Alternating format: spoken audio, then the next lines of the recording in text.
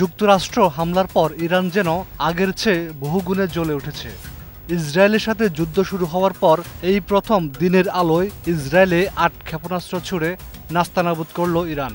এতে ধ্বংস হয়ে গেছে ইসরায়েলে একটি অংশের বিদ্যুৎ ব্যবস্থা। কেসারেন শেকড় থেকে শিখরে।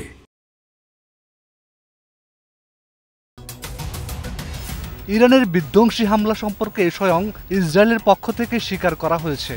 আল জাজিরার খবরে বলা হয়, তেল আবিব থেকে ইসরায়েলের সাবেক বিচারমন্ত্রী জোসি বেইলিন বলেন, হতাহতের কোনো ঘটনা ঘটেনি, ক্ষয়ক্ষতি হয়েছে, তবে ক্ষতির পরিমাণ এখনও স্পষ্ট নয়।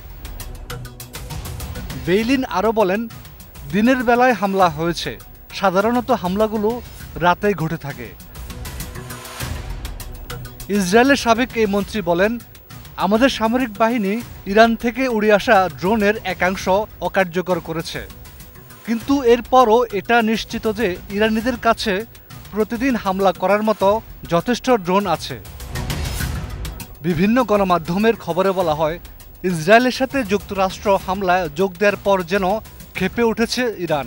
যুক্তরাষ্ট্রের হামলার পর দফায় দফায় ইসরায়েলে হামলা করছে ইরান।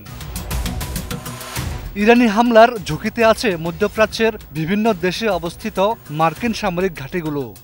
খোদ প্রভাবশালী মার্কিন গণমাধ্যম নিউ ইয়র্ক টাইমস সতর্ক করে দিয়ে বলেছে, যুক্তরাষ্ট্রের বেশ কয়েকটি ঘাঁটি ইরানের পাল্লার মধ্যে, যে কোনো সময় বড় ধরনের হামলার চেষ্টা করবে ইরান।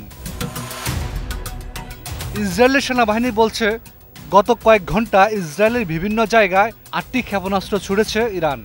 ইসরায়েলের দক্ষিণাঞ্চলে বিদ্যুৎ কোম্পানির কৌশলগত স্থাপনার কাছে একটি ক্ষেপণাস্ত্র আঘাত হেনেছে।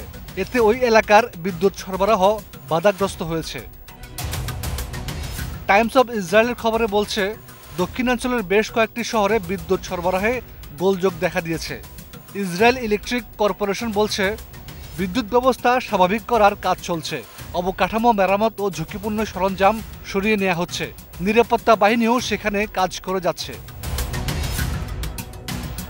বিবিসির খবরে বলা হয়েছে, ইরানের হামলার সময় প্রায় ৩৫ মিনিট ধরে ইসরায়েলের দক্ষিণাঞ্চলে সাইরেন বাজে। কেসারেন শেকড় থেকে শিখরে। চ্যানেল 13-এর খবরে বলা হয়েছে, ১৩ জুন হামলার শুরুর পর থেকে আজ সবচেয়ে লম্বা সময় ধরে আশ্রয়কেন্দ্রে থাকতে হয়েছে ইসরায়েলিদের।